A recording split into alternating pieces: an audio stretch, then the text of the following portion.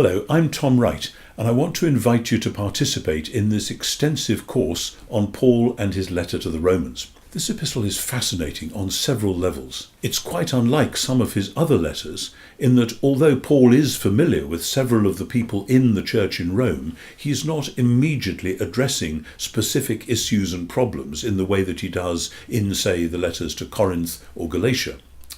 Romans has a very grand view, not only of the church, but of God himself.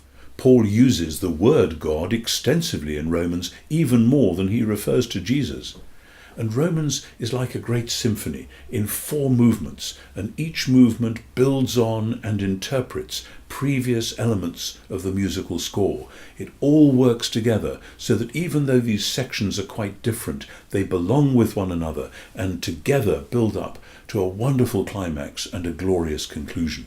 The course proceeds section by section through the letter, and it gets into enough detail so that we can understand the main elements of the letter without diving into so many technical details that we miss the main point. There are 48 lectures in all, and that, in addition to the rich curriculum interwoven into the course, should give you a wonderful experience of embracing and being embraced by this great epistle. Of course, we don't simply want learning for its own sake. The goal of the course is that you would begin to be transformed by the renewing of your mind, as Paul says in Romans 12. Romans, you see, contains so many great ideas: God's justice, his faithfulness, how God works in history and in the dramatic events concerning Jesus to bring about his saving work.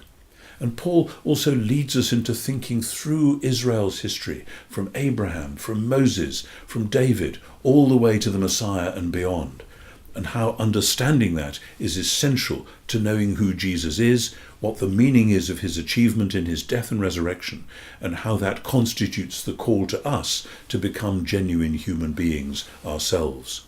So we ask that you join with us to ponder this material, taking your time to digest it, to consider what the Apostle Paul is saying in this masterpiece of literature.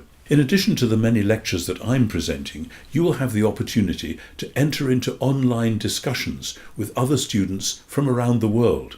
These discussions and other details of the course will be overseen by my colleague David Seamuth, and I will enter into discussion as my own schedule allows. So we invite you to take this course, to drink deeply, to think Paul's thoughts after him, and to enjoy the challenge of the renewing of the mind. Please join us in studying this great epistle.